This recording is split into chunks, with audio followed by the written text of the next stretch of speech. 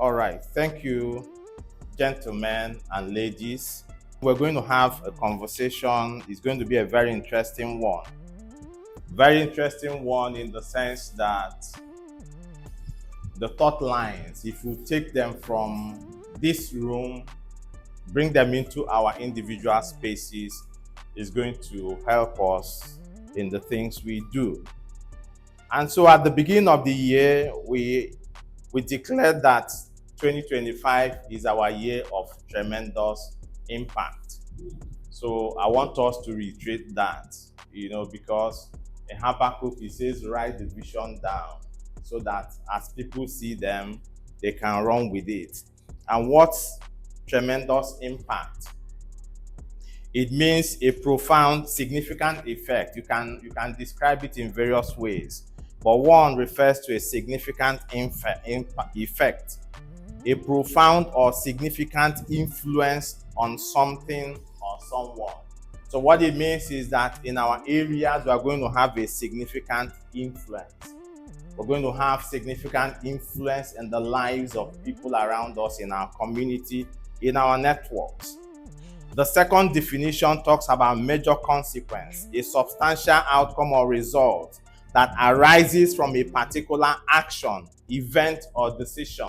So what it means is that as the days go by, people are going to take decisions. People are going to take some actions, just like the way I've taken up the bounce up action. What it means is that it's going to have a tremendous impact, not just within here, but on a global space. The third one is far-reaching repercussions, a lasting and widespread effect that resonates beyond the immediate context. So beyond walls and gates, the things that you're going to access this year is going to leave lasting impact, very lasting impact.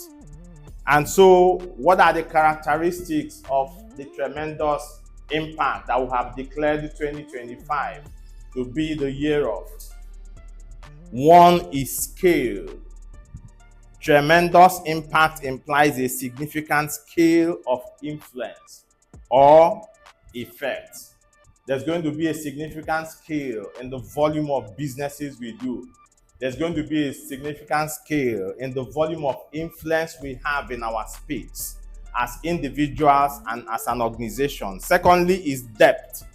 The impact is profound and far-reaching, affecting multiple aspects or layers.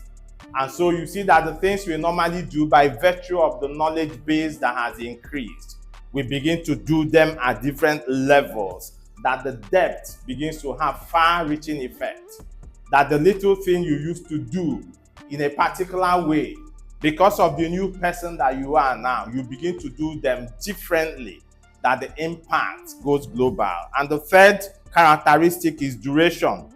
The impact is lasting with effects that persist over time.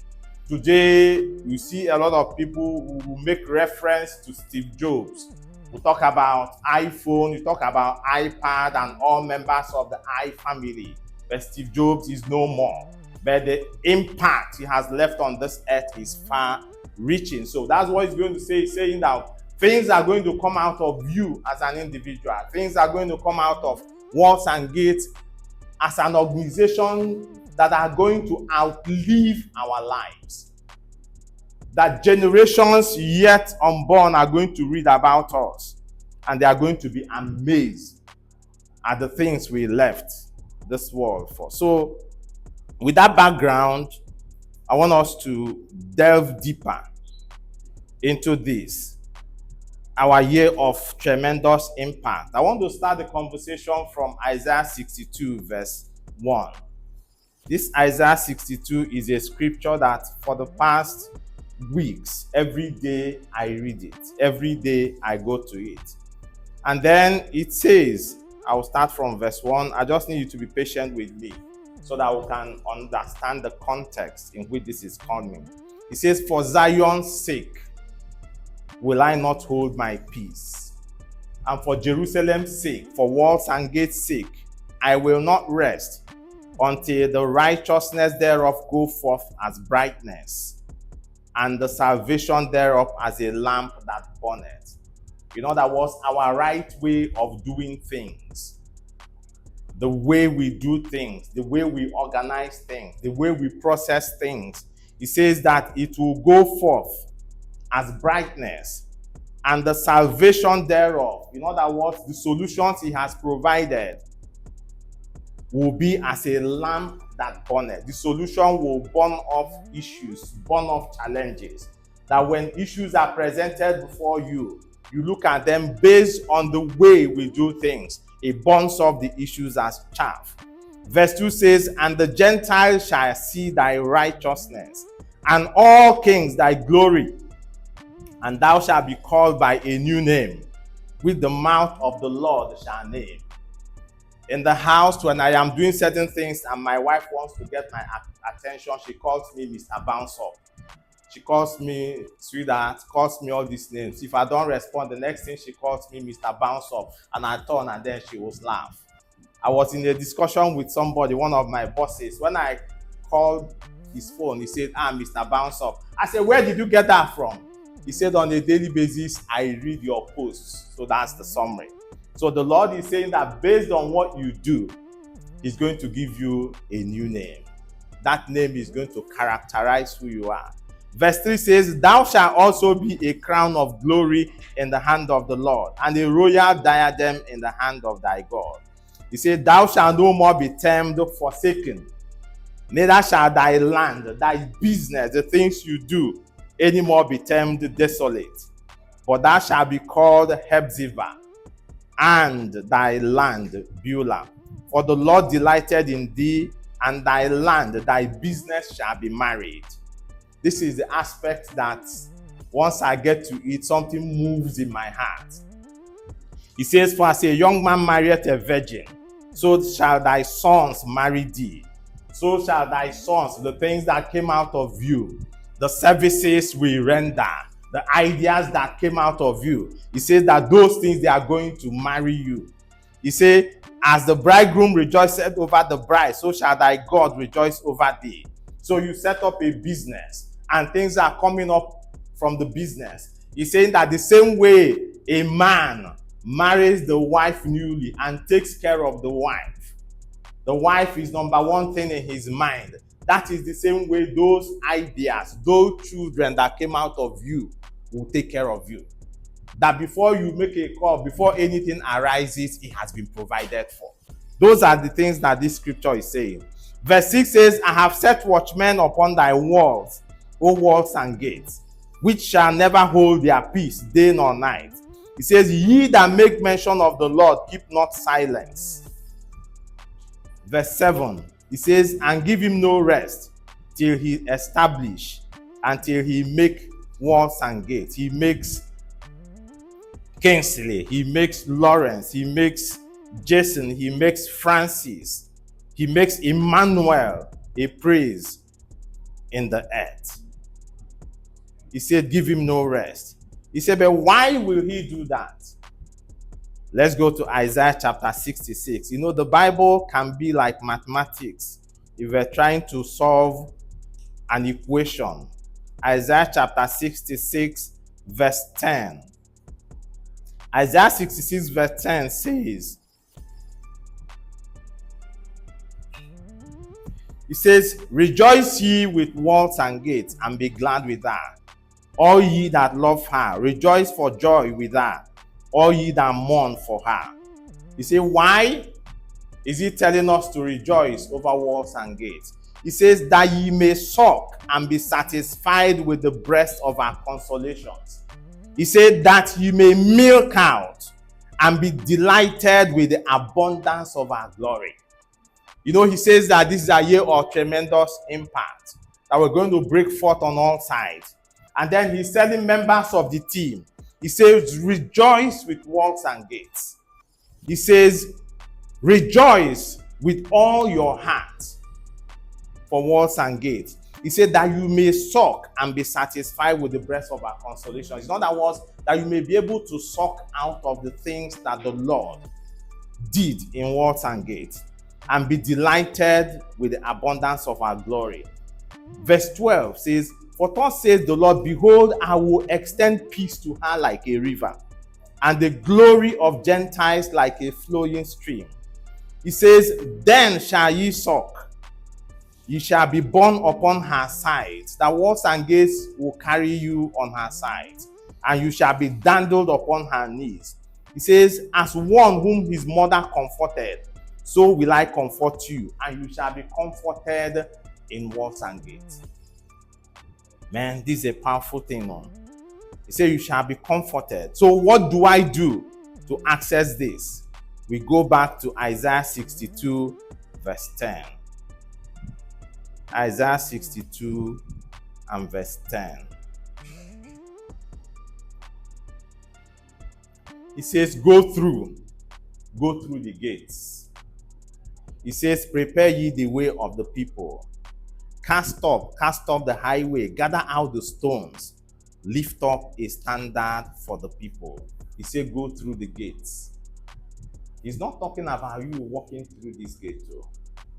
There's a gate he's making reference to. He said, go through the gates. And what's the gates? Isaiah chapter 60, verse 10. Isaiah chapter 60, verse 11. He said, therefore thy gates shall be open continually. Remember, he said, go through the gate. If you want to access this thing, there's a gate that will lead you to it. He said, go through the gates. Therefore, thy gates shall be open continually. They shall not be shut day nor night, that men may bring unto thee the forces of the Gentiles, and that their kings may be brought. He says, for the nation and kingdom that will not serve thee shall perish. Yea, those nations shall be utterly wasted. And what is that gate? Verse 18 tells us what the gates are. He says, violence shall no more be heard in thy land, wasting nor destruction within thy borders. But thou shalt call thy gates, thou shalt call thy walls salvation, and thy gates praise. That is how the name of the organization came forth. Walls and gates. Walls and gates. That's how we came about the name. It's a name that came out of something. It's a name that has a background. So when we talk about walls and gates, there are things that are guiding it. You say, what are your walls? Your walls are your salvation. You've given your life to Jesus Christ. They are the walls. Because you've given your life to Jesus Christ, there are boundaries. There are things you don't allow into your space. There are things that don't enter your space. There are things others are doing and you cannot do them.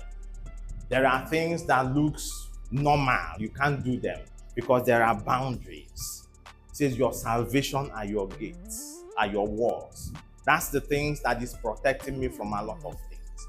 That's why I tell you that I can't just die anyhow. Because there are walls. My salvation, there are walls. Like say I go die, I don't die detail. Because a lot of things have showed up in the journey of life. He said your walls shall be your salvation. And then the gates shall be what? Your praise. I said, let the gates be open continually, that they shall bring in the wealth of the nations. And so every night I wake up and I am singing and I am dancing, I am praising the Lord. Whether I feel like or I don't feel like, because I understand that the moment I shut my mouth, I shut the gate. The clients that will come in. The wisdom that will come won't come in. The knowledge that will come won't come in. The things that I am driving around and I am seeing opportunities, I shut them when I close my mouth. He said, your gates shall be open continually, that men may bring the wealth of the nations. And what's going to be the end product of these things? Psalm 1, verse 1, as I round up. Psalm 1, verse 1.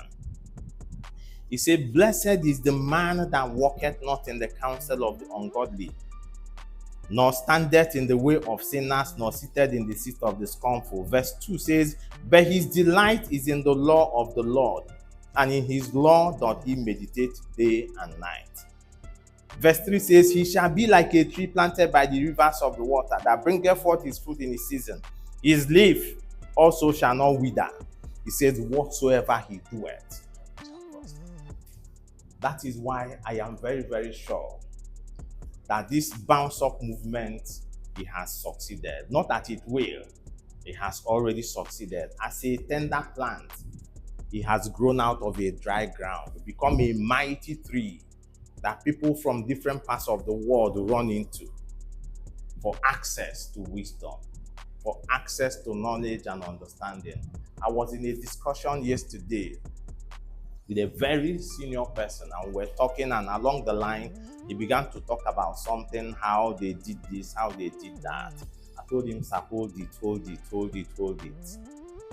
I told him that on Monday to Friday I write on LinkedIn, and I've transited from LinkedIn to Facebook. Still, we're going to Instagram. That I write on the bounce up. I said it is a knowledge base where you understand that the crisis is not the end game, that the adversity is nothing but a catalyst that will take you to a higher level. I shared various experiences with him. He said, can you send me your link so that I can go there every day? He says, this sermon is the best I have heard in a long time. The man is based in UK. I said, I didn't give you a sermon. He said, Mr. OK, this your sermon is the best I have had in a long time, because I have come across things, I've come across situations, people have dealt with me, and whenever I remember them, my heart bleeds. But what you're telling me is that if I had processed those experiences correctly, when I remember them, I will laugh. I said, that is for sure. That's what the bounce up is. And what does it mean? That every area you're experiencing sorrow, those are the portions that God is waiting for you. Every area you experience pain, discomfort. When I was coming back from my work with my wife yesterday, I told her, hi. I said, this morning I had this particular amount of money, but that the money have gone. She looked at me, said, the money has gone.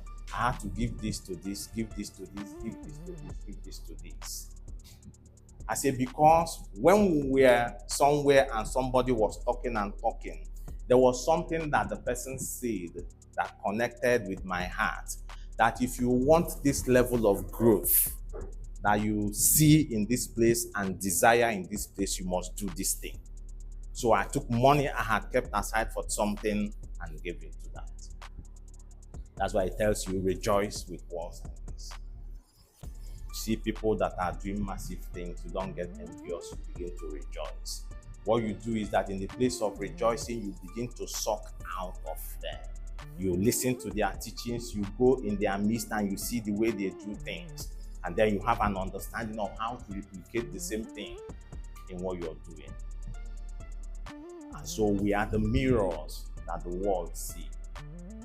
We are the Bibles that people read. We are the trees of righteousness that the Lord has planted to rebuild the old waste and the desolations of many generations.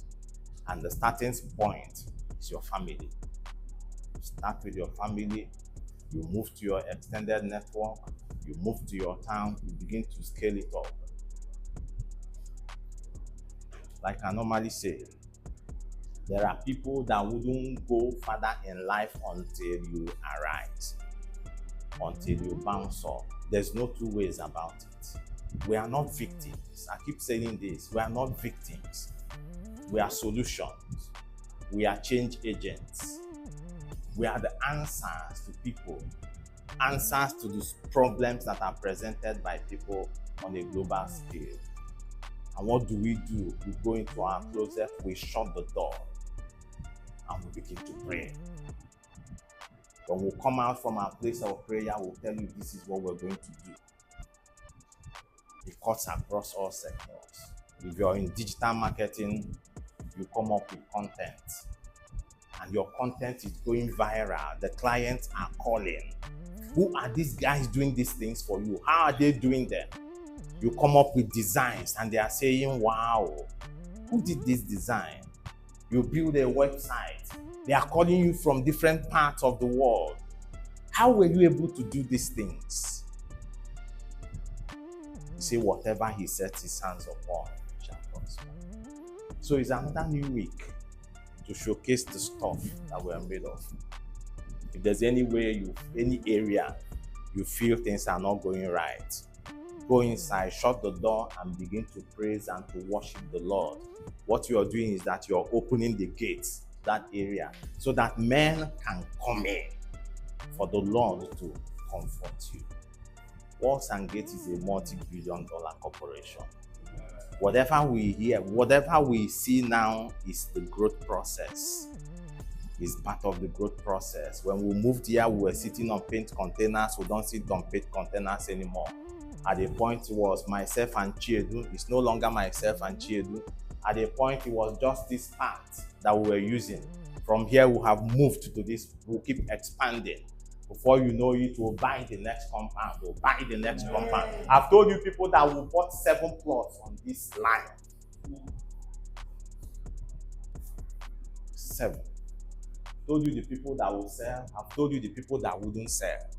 There's one man that won't sell, but I know the ones that will sell. So we're mopping up funds. The day they say it's for sale, we'll move on. Because you see the future. So finally, what future are you seeing? Remember this, the future you desire exists, but you have to work it out. God bless you all and have a wonderful week.